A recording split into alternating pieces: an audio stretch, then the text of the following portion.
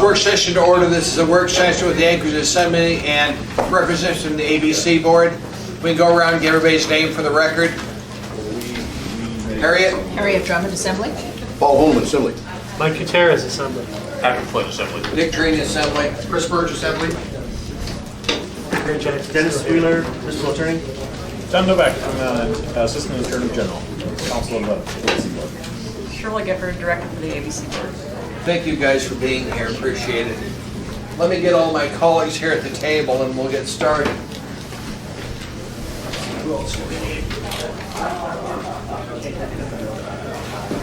Elvie, you want to come on in? We're getting started.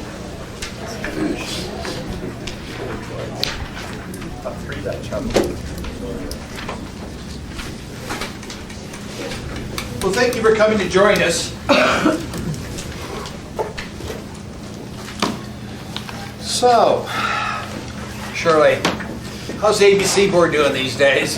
Well, the ABC board is really busy right now, and it usually is around this time of year when the legislature is in session. And one of the biggest issues that I'm dealing with right now is House Bill 125, which is a bill that was initiated by the industry to move the ABC board out from under the Department of Public Safety over to the Department of Commerce and Community and Economic Development. So we had the first hearing last Wednesday. We'll have another hearing on the bill this coming Wednesday next week and possibly on Friday again. So there's a lot of interest in this bill, and we'll see what happens. I'm not sure come July 1st if we'll be under DPS or we'll be under DCCED. It's going to be interesting. Yes, it will. We asked the Assembly members if they had any questions, and Barbara, did we get any questions in from the Assembly members? No, he's had the Okay. that twice. If you don't mind, then I'm going to go around the table and see what questions we have, and we can start from that point. Yes, Dennis. Oh, Mr. Chairman, I just wanted to briefly touch on what I handed out, too. In case Go ahead, it helps. This morning, I went through all of the code that we have on the books and put it into this handy-dandy spreadsheet so that you can quickly thumb through the codes and see what issues they cover. Divided into two groups, conditional use permit process in the middle column and then licensing issues in the right-hand column. And of course, sometimes our processes have a little bit of overlap there.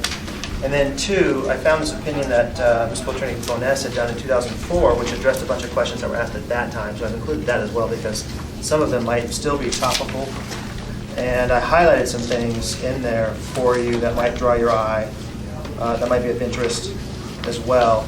And I did not include the attachments on that. The attachments were some opinions that we had done in the mid-90s and some of the code as it existed in 04, but there have been some amendments. So I thought, well, rather than favor everybody, I would leave those off, but can provide them if people want them later on.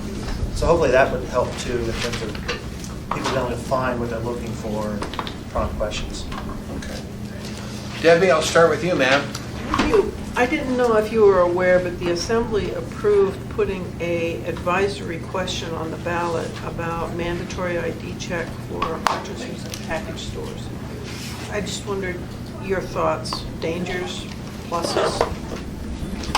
Yes, I did see that was going to come to an advisory vote. I guess, considering a vote like that, I have to weigh kind of the pros and cons. And if one of the things that concerned me a little bit was if you mandate checking ID each and every time, will the clerk or the seller become complacent where they're not checking it as closely as they can, but just kind of going through the routine of, okay, I checked the ID, I checked the ID, I checked the ID, and right now what we run into a lot of times in our notices of violations is, well, I checked the ID, but I didn't check it close enough, and so that would be a concern. And the other one is when customers are backed up in the store or the bar or whatever, they rush through that process rather than trying to take the time to really scrutinize what that person looks like, what is the age of that person. So that would be another concern that I would have. I think that on the pro side of that is, you get to find out who the restricted license holders are. Without doing that, there's hardly any way that you can find that out. So I guess there are pros and cons to that. Okay, thank you. And I was talking to the legislature, a lot of the members this last week, and that question came up. And I said, so why did you guys require a red stripe ID? Why not some other color if you're not going to have it mandated to be checked? And they said because Representative Crawford at the time, that was his compromise that he could get out of the state legislature, was to require a red stripe ID. But they never put provisions in to have it checked. So they have about 3,000 people running around with ID stripes that says they're not supposed to buy alcohol, but if you don't check, how do you ever know? And when The state never carried it forward to require mandatory inspection. Harriet, I don't have any questions right now. Paul, Well, I have a couple of questions. I'd just like to start off this second for explain a little bit likely what necessitated or what facilitated this meeting, and I appreciate you guys all being here, kind of help us guide us through some of the process. I joined the body obviously in April of last year, not quite a full year into it, and appointed by this chair as a Public Safety Committee chair. And so one of the roles of our committee is to review at any time there's an application for a license or a renewal or a transfer, is to review those requests for conditional use, not Title IV in any way, shape, or form. We don't hear cases, and certainly we're not interested in being anywhere near that because that's already vetted out by the state statutes to define where it goes. But to the extent possible, that this body, by Title IV, obviously may lodge, and it's addressed in several areas, in particular the one, thank you for providing that too, Mr. Copies. One of the first questions was, what authority, what statute gives the local governing body an avenue to lodge a protest on a license, either a requirement, a request for a license or a renewal?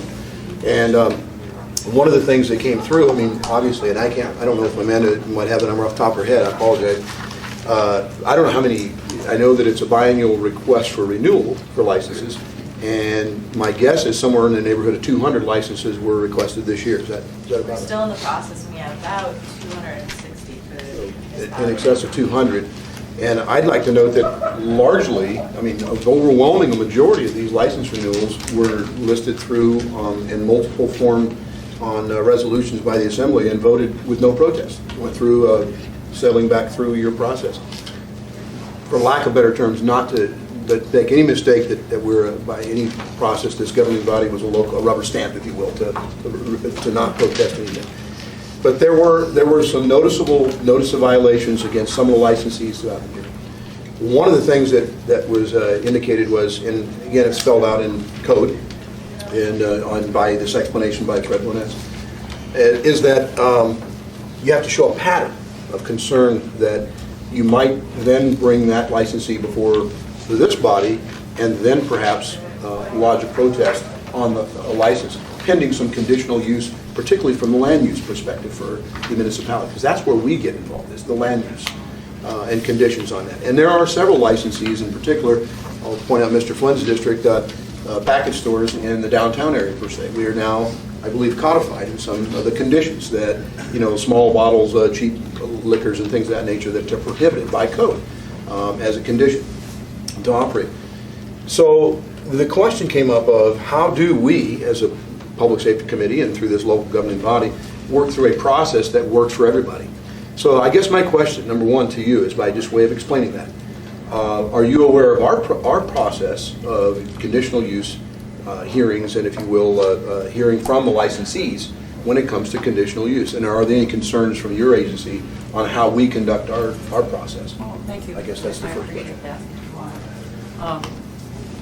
Mr. Trainee and members of the Assembly, I guess I would like to preface my answer to that with the ABC Board is here to support local governing bodies. And we try to do that all across the state, to support the local governing bodies. And we must do that. We're mandated by statute that if, barring any extreme circumstances, that we must follow what the local governing body does unless it's arbitrary, capricious, and unreasonable.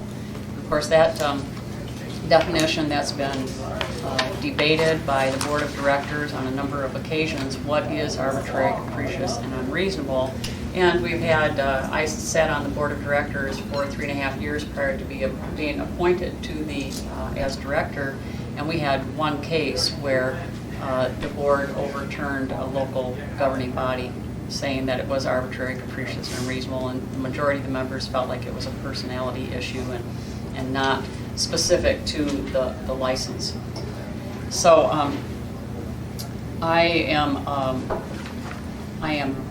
I guess, peripherally aware of conditional use. I don't study up on it. I don't keep up on it. I figure, I really believe that the municipality of Anchorage, the Anchorage Assembly, the administration, everybody here doesn't, at the police department, excellent job in overseeing these licenses. I know that when a permit comes to the ABC board and is signed off by the city, then the homework was done. I mean, I sign it. I know that this particular local governing body is going to do an excellent job in making sure all the T's are crossed. So we're not here to second guess. The only part that concerns me, and I've talked with Ms. Osiander and Mr. Gutierrez in the past very briefly on the arbitrary, capricious, and unreasonable, and that's when the whole conversation started with checking IDs for every establishment. And just, I guess the phone call was just a courtesy call, be careful, and that was it, because that was what our board of directors would be focusing on. And then secondly, I think two questions were kind of solicited, but do you know how many licensees? I understand that the ABC board themselves, and your entity and the board, I guess, may, by statute, actually impose conditions on a licensee, no matter where they're at, not just in Anchorage, but your own. Do you know how many establishments, and again, you may not have a number, or even anecdotally, do you know how many establishments in Anchorage might have conditions imposed by the ABC board? I can't think of a one, actually. I think it's a pretty rare occasion that conditions are put on a license. The conditions come when the licensee violates the law. And so the conditions would be, you have to be closed a certain period of time. I mean, that's the penalty, not really the condition, but the penalty. You're going to have your license suspended for a certain period of time, and you have to pay this much money. I can't remember a situation where an additional condition would be put on the license. That's not to say that it hasn't happened. I just can't think of any off the top of my head. And then again, not to put you on the spot, there's one last week. The red stripe law, as was referred earlier by Mr. Training, the chair, it's actually in Title IV, correct? Yes. It's spelled in Title IV. So asking or making, I guess, whether it's this question, I think is alluded to by Ms. Osiander. If the municipality's ballot, I'm just going ahead of time, but if on April 10th we've heard from the public and the ballots total, and they say, yeah, require the municipality. Don't vote on the 10th, it's the 5th. I know that, I'm just saying, by the 10th, if all the questions are answered, if we know the answer, I know that. I'm giving a date, I'm hypothetically here. I just don't want to throw any confusion out there on what the ballot is. But if on the 5th or the 10th, whenever we have the full total numbers in, and the ballots are saying, yes, ask the question, or ask the persons to do it, we don't have an ordinance at this point, but if it's in state statute that there's prohibition for persons from purchasing or consuming alcohol, I'm a little confused as to what level of arbitrary capriciousness might be to ask a licensee to ask. The statute covers the responsibility for that lies with the person who's restricted, and not, unlike underage persons where the bartender or the seller, if they suspect somebody is underage, they have to ask for the ID. It's a little bit different with restricted licenses. If somebody's restricted, the bartender, the seller, the clerk is not bound by law to ask. And that question has come up from the industry on a number of occasions. And the best that I could do under the statute is, if you believe they're restricted, then you should ask. But there's nothing in statute that says they would be held responsible. There's not a citation to give if they don't ask the question, even if they suspect that the person's restricted. But I told them, policy-wise, for your establishment, it would behoove you to ask the question to ensure that the person's not restricted. But the statute's not, is written a little bit differently for restricted than for underage persons. Maybe this is for the lawyers, and I'd ponder it for now if you don't have to immediately answer, but if the ballot advisory vote, again hypothetically, goes yes, ask, require licensees to ask, where are we if we were to put the municipal ordinance in that required it? That's a local one. I don't know if you're prepared to answer, great. Sure. Through the chair, Senator Horman, it looks to me like it would probably come in as a recommended condition that you might blanket all the licenses with. And in that case, if I'm correct on that, the standard is whether or not it's arbitrary, capricious, or unreasonable. And of course, you would want to set up your ordinance with as much factual justification for it as you have. And all part of the package that's presented to the agency board. But keep in mind then, for that kind of a condition, if it comes in that way, the local government is responsible for monitoring those kinds of conditions. Right? So,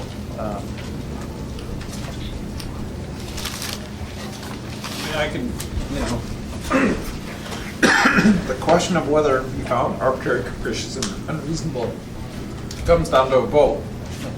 And so, I don't know what the members of the board would find. I can tell you the industry has expressed not excitement about it. And one of the things they pointed to of the problem of the hardcore alcoholics having designated buyers. And so, I'm prohibited, but I have surely go buy booze and things like that. But certainly it would be my advice to the board that if you had a community that had a vote, that had deliberations, they talked about it, they did it in a meaningful way, and they made this decision, the ABC board is not supposed to substitute their judgment for that. If you made the decision based upon a flip of a coin or some arbitrary basis, then the board, or because you didn't like a particular establishment and you went out to get them, that, in my evaluation, I would advise might be arbitrary and capricious. But if you go through a process where you make a decision just because people disagree with that, doesn't make it arbitrary and capricious. But ultimately, that decision is the board's, not. Paul, as chairman of the assembly, to the public safety chair, if this passes, I would expect you to give it to Dennis immediately and have legislation drafted, but no use generating all of that for Dennis to go forward, because I want Dennis to write something that's defendable by him in court. It's already been Because our attorney doesn't defend us in court. She drafts legislation. That's what he does. But I want you guys in public safety to take that if the vote goes forward and make it happen. Be advised by Mr. Gutierrez. It's already been done. It was done a year and a half ago. I know, but I want him to update it to make sure he's happy with it, because he's the gentleman that has to defend us in court. Yes, sir. We're down to you, Mike. I'm curious on this, the issue of arbitrary, capricious, unreasonable. And if we were to add this, correct me if I'm wrong, Mr. Wheeler, because I just got my sandwich, so I had partial attention. You said that it would be appropriate to make that, to put that in conditional use? no, what I said was that I'm presuming it would end up being a blanket condition on the license. Condition. On all. I heard the word So condition. Blanket in the sense it applied to all licensees. Okay. I heard the word condition. As originally, as the last time we tried this, it was a conditional use, which is a land use issue.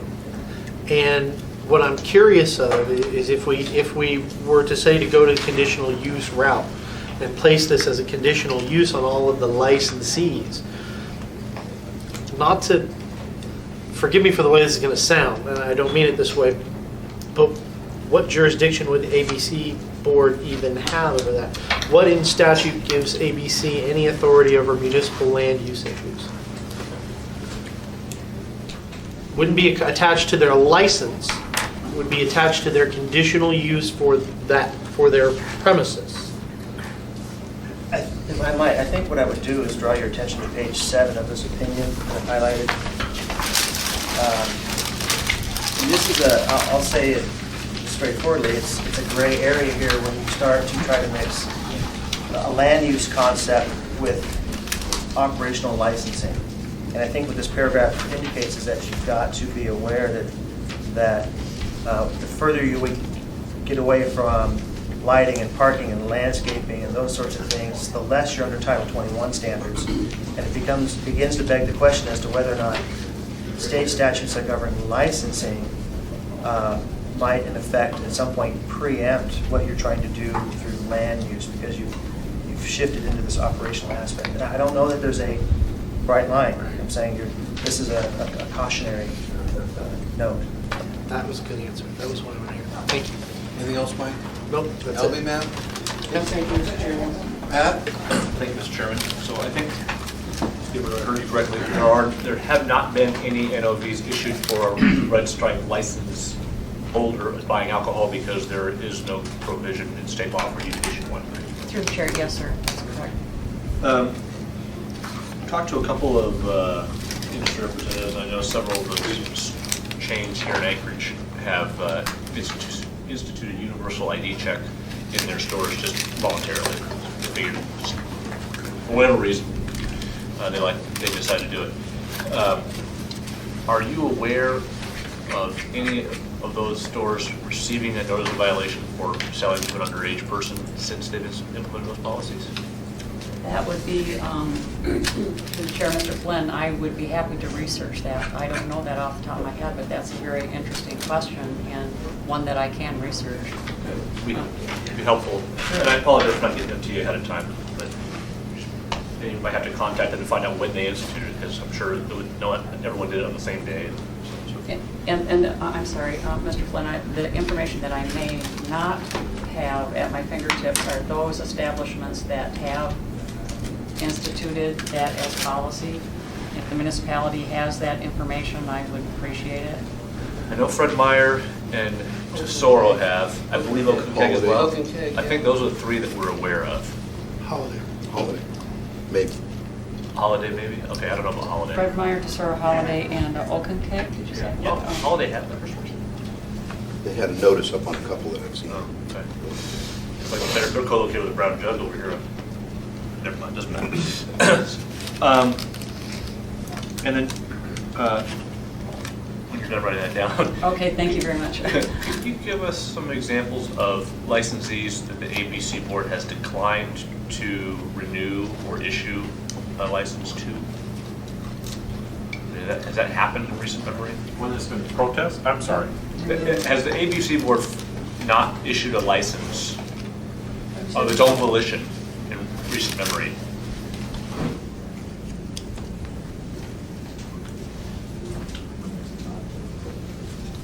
That's another thing that I could go through our board minutes and find out. I could look into that. I do not recall any off the top of my head that have not been renewed. Just stuff that hasn't made it to you because we've stopped it, for example. That could very well be, yes, sir. But when there's been protests, those have been upheld. Right. In other words, but without, I guess the Without question protest. is, without protest. Yeah, for whatever reason, that, the local governing body didn't say anything, you guys had records of NOVs or whatever it happened to be, and decided that this operator wasn't worthy of a reissue or something like that. Yes, Mr. Flynn, through the chair, the ABC board had an extended board of directors meeting in December to talk about these issues, and notices of violations did come up as one of the subject matters to discuss, and in the future, the board does plan to take a look at those notices of violations a little more strongly than they have in the past. Since I've been on board, I've been providing to the board all recent notices of violations as well as the history of those notices of violations, so for the board's edification and for their good decision making. So the plan is for the future that they will take a look at those when it comes time for renewal. They did discuss that. And then finally, just to clarify something I thought I heard Mr. Wheeler say, did you say that if we place conditions in a conditional use permit, that then we're responsible for enforcing, local government responsible for enforcing those? Yes, we are. That's true, but that's not actually what I said. What I was referring to were the conditions placed on the license. Right. Not the conditional use permit conditions, but the conditions on the license under the state statute.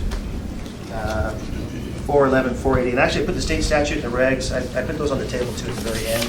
Just, I didn't give you a whole lot of detail there, but I gave you the size. So if you look at 411-480C, you recommend conditions, and if the board finds that they are not arbitrary, capricious, or unreasonable, then the local government is responsible for monitoring those, quote unquote, except as provided by the board. I don't know if there's any circumstance in the board that said otherwise, so the default is that yes, we're responsible for monitoring those conditions. Okay, so we'll follow up with that, if I may, Mr. Chairman. Go ahead, sir. So let us say if we required security cameras that have been scuppered outside of an establishment as part of our conditional use permit. When an ABC board inspector visited that establishment, would they verify if those cameras were working or not? Or would they just say that's Unity's problem and they can enforce this? Through the chair, Mr. Flynn, they may not, they're not required to do that, but if they are familiar with the ordinance, then state statute gives support to the investigators. In fact, allows the investigators to cite or write up an NOV based upon municipal ordinance. So they do have that authority to do that. They're not mandated to do it. Like Mr. Wheeler pointed out, it is up to the municipality to enforce it. CUP. Yes. Interesting. Okay, thank you very much, Mr. Chairman, for your leeway. Mr. Birch, sir. Mr. Chairman, I think the process is still the same, the clerk can help me here, but when the assembly does choose to impose those conditions, and if the ABC board recognizes those, and I think the clerk's office under the code provides those to the police department so that they track all of those. Mr. Birch, sir. Thanks very much for being here. As Paul mentioned, we had a public safety meeting earlier in the week, and it was very interesting not having closed down rum runners myself in some time.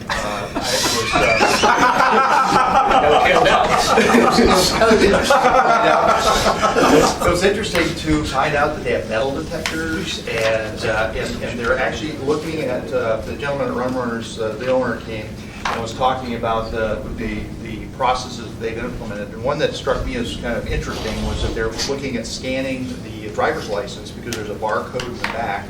And I think there's 4 bars that were, I think it was Chilcoots, Anchor Inn, Platinum Jacks, and Rum Runners, the 4 of those. And they're looking at kind of networking together so they could kind of keep track. So if one of them 86 is somebody out of there, that they share notes. The other thing I learned, and I don't know how this ties in with your inspection process, but on the actual inspections, if they see somebody that comes up with a fake ID, it's a kid or something like that, and there's not a good match, they collar that person and arrest them. And so they're getting.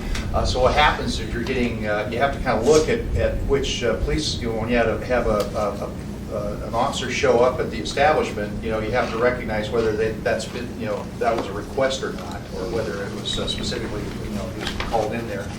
And I guess my question to you is on your inspection process. Do you have people that come in with actually a man with a woman's ID or vice versa to check, or is it an ID that's I guess I'm trying to figure out what the expectation is that the person that's being ID'd matches the picture and whatnot on the ID. Through the chair, Mr. Birch, I believe you're talking about the compliance check program? Right. Yeah, okay. We do inspections on premises where we go in, we identify ourselves, we show our badges, we conduct the inspection. The compliance check program is where an investigator has an underage buyer. We contract with young people 18 to 20 and a half years old. We contract with them and they go into the establishment and make an attempt to purchase alcohol. They use their own valid IDs. So it shows that they're under 21? Yes, it does. It shows they're under 21. If they say, are you over 21, they're allowed to say, yes, we want sellers and clerks and bartenders to go the extra step to make sure that that person is 21 and over. So we're not trying to trick them or anything like that. We're just trying to make sure that they're doing their job. And that system that the 4 establishments are set up is called Bio Bouncer. And I think that's a good thing. I think the establishments are really getting proactive about not getting these violations. Well, it's very impressive. Actually, the proprietor was mentioning that like when they had a shooting down there, and he basically told everybody the safest spot to be is inside the bar because they got a metal detector, so nobody, at least nobody inside has got guns or knives. So that was kind of interesting insight. Well, thank you for what you're doing and for coming and talking with us. Thank you. Appreciate it. Jennifer, ma'am? Thank you. These might be naive questions for my own mind. To get a red stripe license, when you're at that point, your original license is taken away from you, right? What about a ID, a red stripe ID, State ID. If a person, through the chair, Ms. Johnston, if a person is restricted and they try to go get the ID, it's in the system, they're a restricted person. So my understanding is that ID is also restricted. But do they take away their original ID when they? Yes. If they have it. DMV If they have it, but if they don't have it with them, they don't take it? So this could be a form of exposure for this problem. Talking about the blue stripe right above the white portion, instead of blue, it'd be red. Yeah, but what I'm saying is that those that don't drive, Correct. and I know that that's maybe not as much of a problem as those that do drive, but that have the state ID, when they've had an infraction, they don't have that state ID taken away from them unless they have it with them at the time? Is that what I'm hearing? Through the chair, Ms. Johnson, I'm not sure exactly how DMV treats that, what they do with those. If they come in and they don't have an ID, there's not much that they can do about that. One of the other things that we've found from licensees is when they see someone come in with passports and an inordinate number of tribal IDs or military IDs, then the suspicion is raised a little bit higher when somebody's using their passport. So I don't think it's travelers, what's that? people coming into the community that are on, traveling. I mean, I know that when I travel, I use my passport because it's just the easy one for everything. So we have that issue also. Yes, unfortunately, Ms. Johnson, there are ways to get around most anything. Especially if you're an addict. Yeah. Ready? Let's see. Back to Paul. Paul and then Helby. Well, first of all, and thank you again, and to answer partially a question, I can't remember where it came from, over on the other side of the room here, so it's about APD. I don't know if they still have, Ms. Gibber, you can help out. I just ran across, actually, former Chief Monaghan here not too long earlier today, and he and I were talking briefly about this ballot initiative, and he was talking about the cross-train, and I recall there were some APD officers that were cross-trained by ABC to enforce Title IV, sometimes with your investigators, and sometimes if they're doing bar checks downtown, particularly late in the hours before the public's more at risk when the bars are starting to shut down. Is that program still up and running? Do you guys still coordinate or collaborate with some? Through the chair, Mr. Holman, we do that. In fact, we had a training session just before the detail in September when ABC board investigators accompanied APD to establishments in the north, south, east, and west of Anchorage. So we did do that.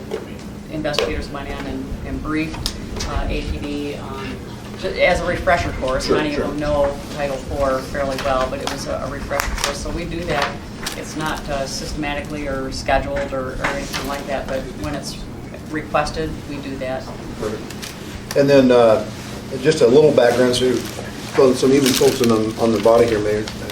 This past summer, I had been contacted by APD as well as some community council and community patrol members that the downtown bar strip, and remember I lived here for 37 years and I know that there were a lot more bars back in the day. It was the Palace Hotel, the Wild Chair. I mean, we'd go through the names and the list of places, and there were a lot more, I guess you could say, rambunctious problems going on even then, which is, I suspect, why some of the conditions were brought about to try to limit and restrict some of the problems that were, try to prevent problems in the interest of public safety.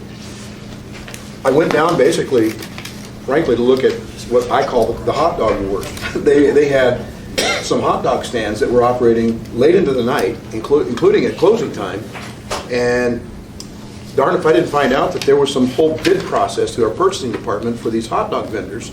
And they were limited, and there were locations they were supposed to be at, and some restrictions.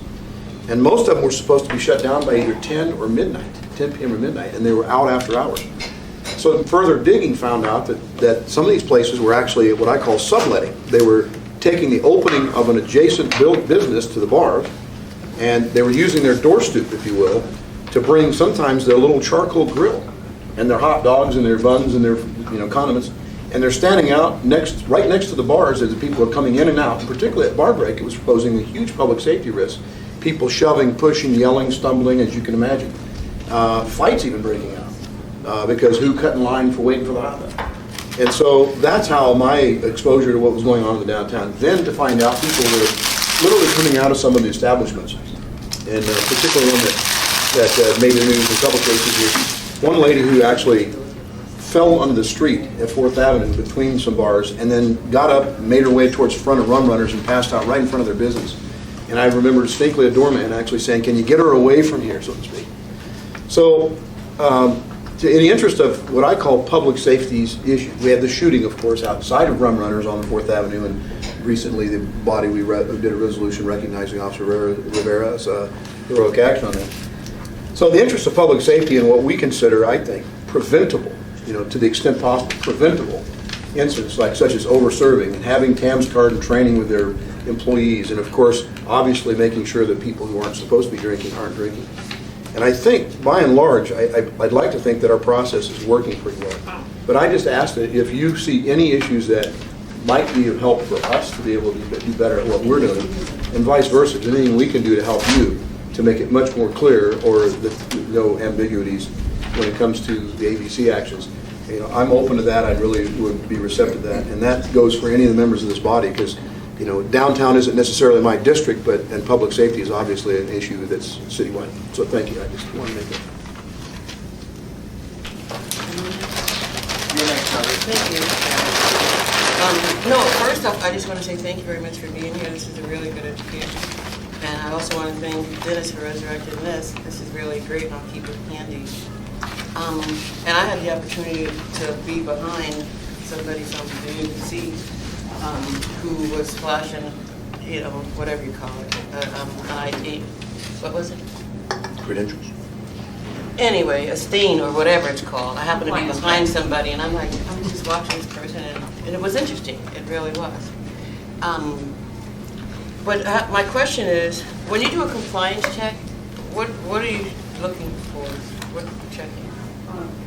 Ms. Gray Jackson, through the chair, when we're doing a compliance check, what we're looking for specifically is to ensure that the seller, the bartender, the licensee isn't selling to an underage person.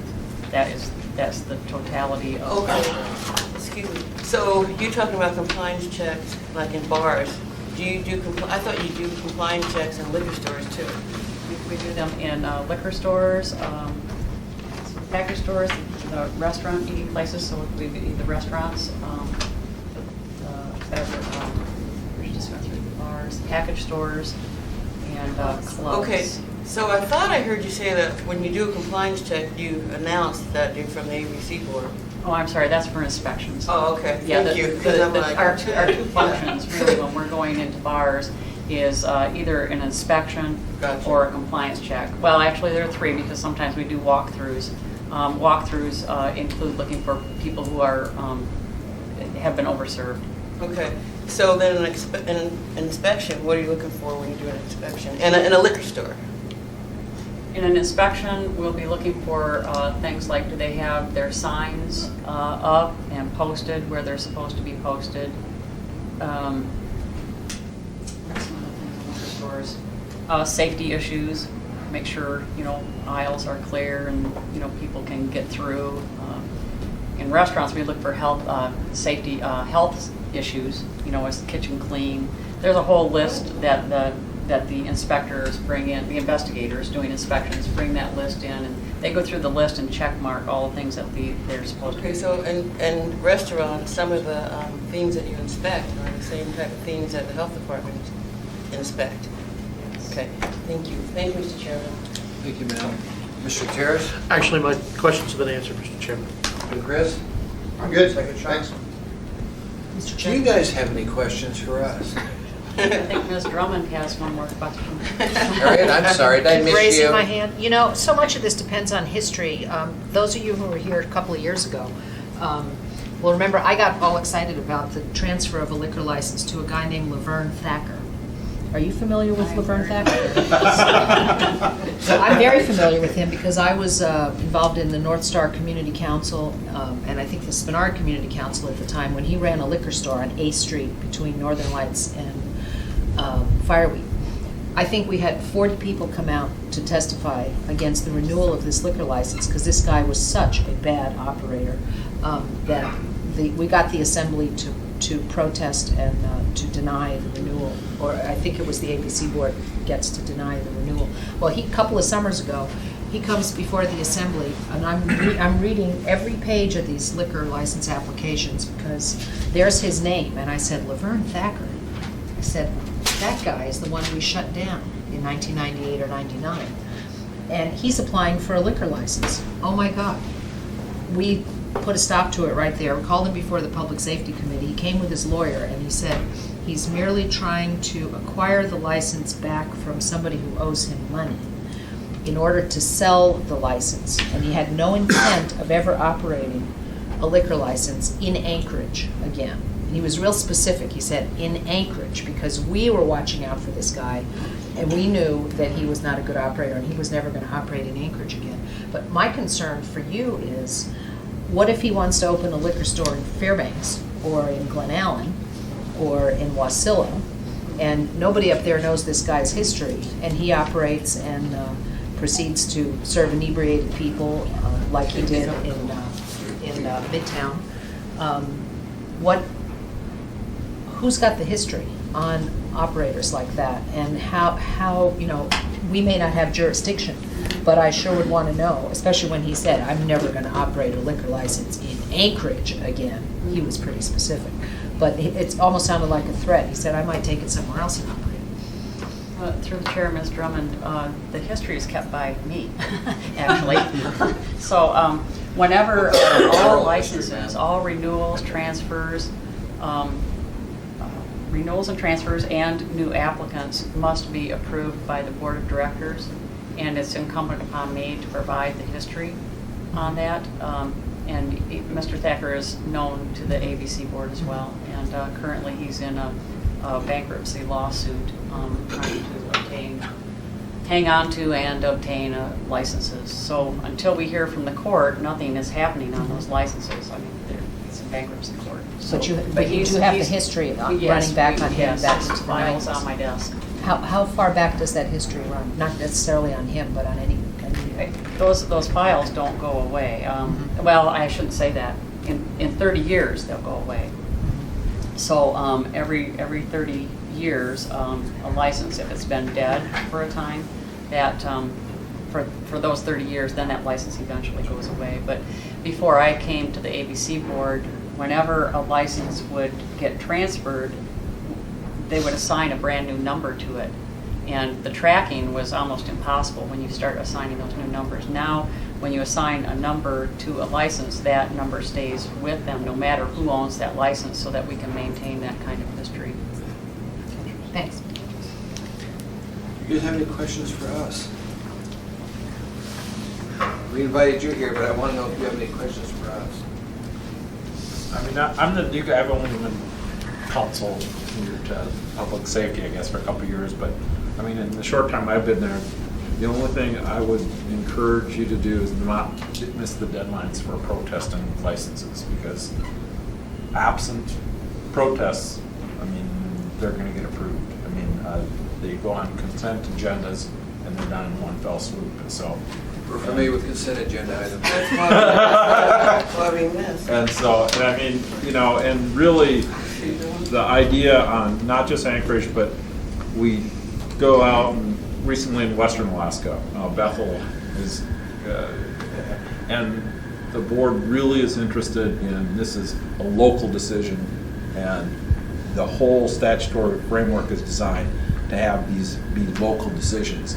And the board's only supposed to say, we're not gonna go along with it if it's out to lunch and arbitrary, capricious, and unreasonable. I mean, that's a pretty draconian standard. I remember that phrase, it was used a few times on issues I brought forward. But anyhow, I mean, that's, in my short experience, I really think that if local areas are engaged and watching, they can control their own destiny. Shirley? Yeah, the only thing I have to say, Mr. Trainee, is that one of the things, probably the reason why we're here today, is just a conversation I had with Amanda via email and Barbara.